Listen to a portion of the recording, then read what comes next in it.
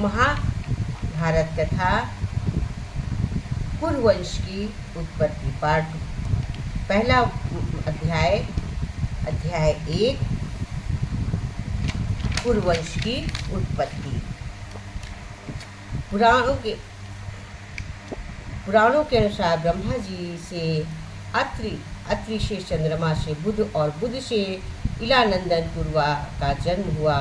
पूर्वा में आयु से राजा नहुष और हनुष से यथात उत्पन्न हुए। यथात से पुरु हुए। पुरु से वंश में भरत और भरत के कुल में राजा पुरु हुए। पुरु के वंश में शंतनु का जन्म हुआ। शंतनु से गंगानंदन भीष्म उत्पन्न हुए। उनके दो छोटे भाई और थे, चित्रानंद और विचित्रवीर। ये शंतनु से शतवती के गर्भ से उत्पन्न हुए। शंतनु के स्वर्गलोक चले जाने पर भीष्म ने अविवाहित रहकर अपने भाई विचित्रवीर के राज का पालन किया। भीष्म महाभारत के प्रमुख पात्रों में से है। ये महाराजा शंतनु के पुत्र थे। अपने पिता को दिए गए वचन के कारण इन्होंने आजीवन ब्रह्मचर्य का व्रत कर लिया था। इन्हें इच्छा मृत्यु का वरदान प्राप्त था।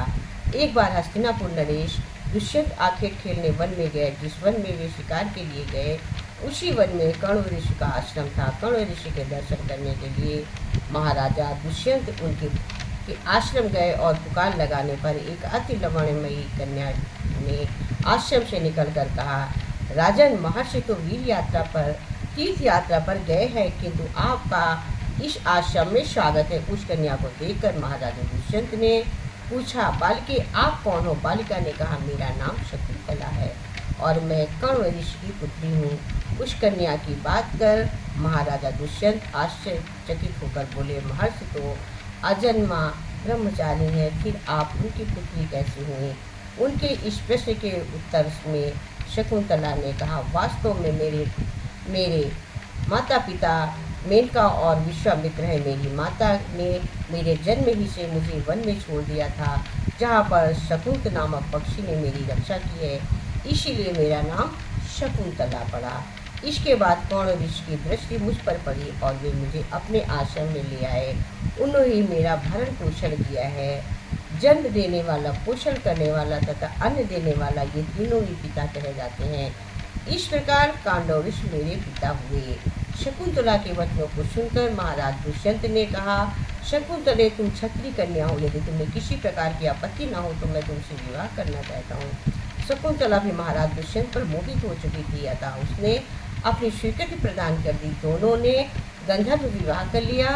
कुल काल महाराज दुष्यंत ने शकुंतला के साथ विवाह करते हुए वन में ही व्यतीत किया।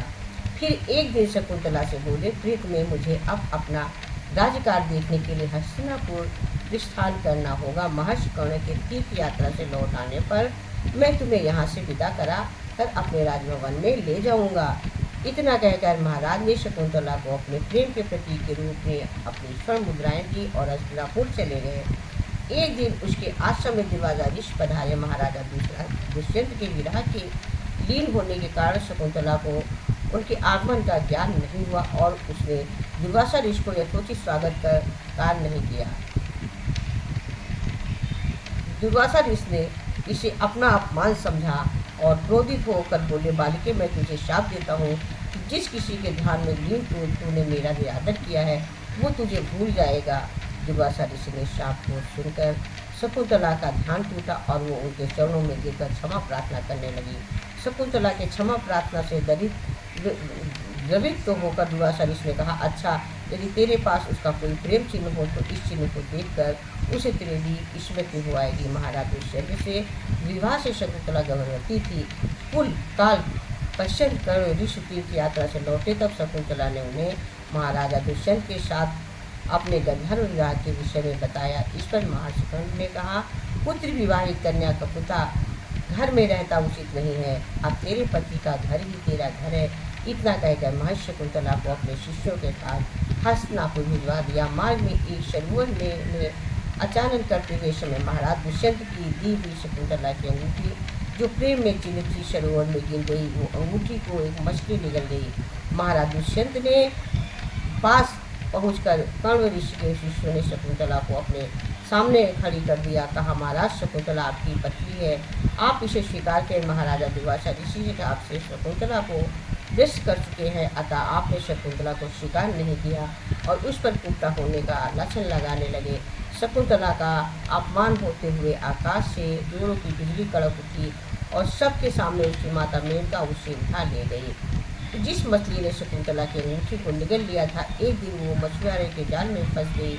जब मछुआरे ने उसे काटा तो उसके पेट की अंगूठी निकली। मछुआरे ने इस अंगूठी को महाराजा दुष्यंत के पास भेंट के रूप में भेज दिया।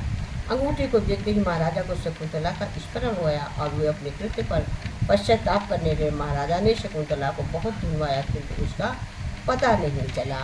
कुछ दिनों बाद देवराज इंद्र ने निमंत्रण पाकर देवता श्रीराम के सहायता करने के लिए महाराज दुष्यंत की साथ अभी अमरावती गए। संग्राम में विजय प्राप्त करने के पश्चात जब वे आकाशगारों में हस्तिनापुर लौट रहे थे तो मार्ग में उन्हें कश्यप ऋषि का आश्रम दृष्टिगत हुआ। उनके दर्शनों के लिए वे वहाँ रुक गए। आश्रम में एक सुंदर बालक एक भयंकर सिंह के साथ खेल रहा था। मेनका ने शकुंतला को कश्यप ऋषि के पास लाकर छोड़ा। तब वो बालक शकुंतला ही का पुत्र था। उस बालक को देखकर महाराजा के हृदय में प्रेम की भावना उमड़ पड़ी। वे उसे गोद उठाने के लिए आगे बढ़े तो शकुंतला की सखी चिल्ला उठी, भद्र पुरुष, आप इस बालक को ना छुएं, अन्यथा उसकी भुजा में बाट काला डोरा बंद सांप बंद कर आपको डस लेगा। ये सुनकर भी दुष्यंत स्वयं को न रोक सके और बालक को अपने गोद में उठा लिया।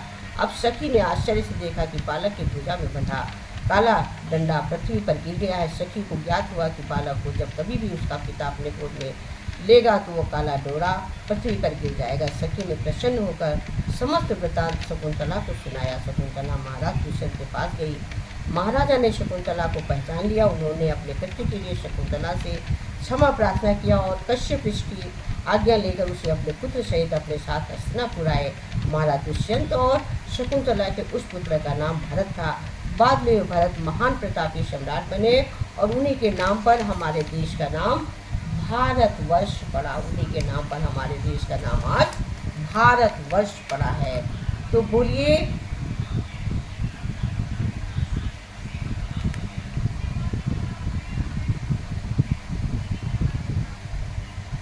महाभारत कथा में कुरुवंश की उत्पत्ति जिससे हमारे देश का नाम भारतवर्ष पड़ा। अगर आपको अच्छा लगा हो तो लाइक सब्सक्राइब करिएगा।